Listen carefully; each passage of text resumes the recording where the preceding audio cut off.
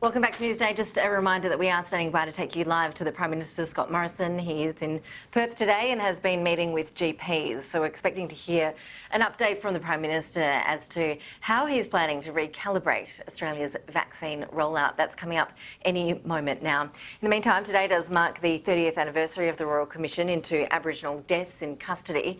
So many years on, it's clear there's still much to do, with 5 deaths in custody in Australia in just over a month. Joining us live in the Perth studio is the Shadow Minister for Indigenous Affairs, Burney. Appreciate your time. Nice to see you. Thank you for coming in.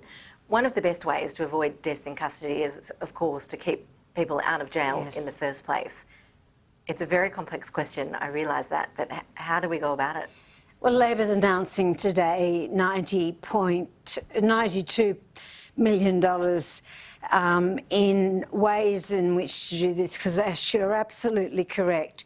The way to drive down deaths in custody is to drive down the number of people going into custody. And what we've seen since the Royal Commission 30 years on is a doubling of the number of people in custody. So we're talking about $79 million into justice reinvestment, which means we tackle the root causes of people coming in contact with the criminal justice system.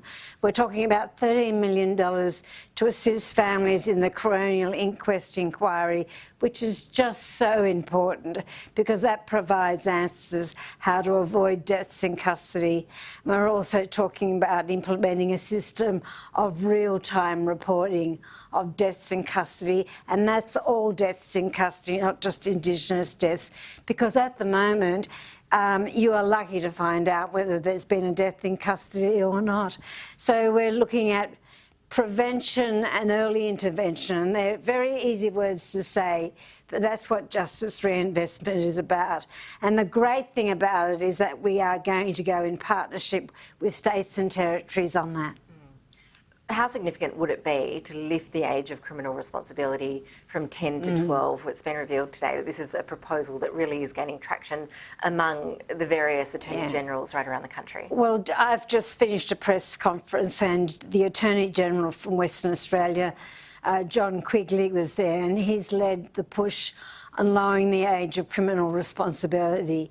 It is something that Labor's very keen to pursue.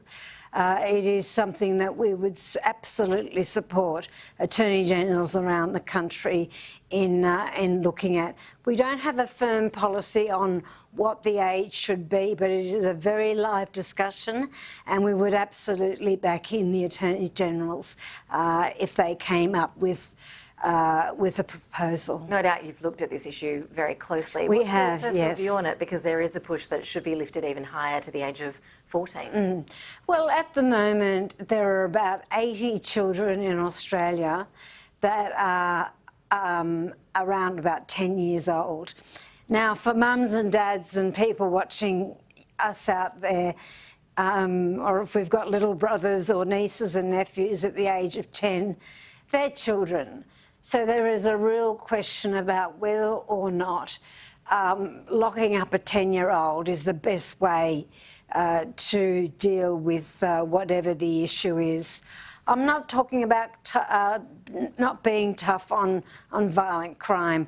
Of course, that has to be dealt with. But my personal view is that 10 is not an age where children should be locked up. We'll watch closely to see if there is any progress on that. It sounds like it's I hope coming so. for a long time now. Linda, Burney, appreciate your time. We are taking our viewers now. Thank you very much.